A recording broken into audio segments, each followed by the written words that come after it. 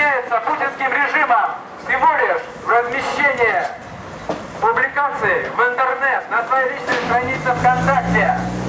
Рафис Кашапов преследуется неоднократно, уже это преследование, уже неоднократное преследование. Сегодня, в настоящее время, Рафис Кашапов заключен в российские тюремные застенки, где находится более полугода.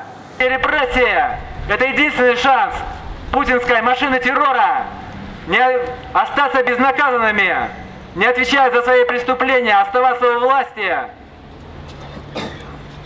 столько, сколько им потребуется.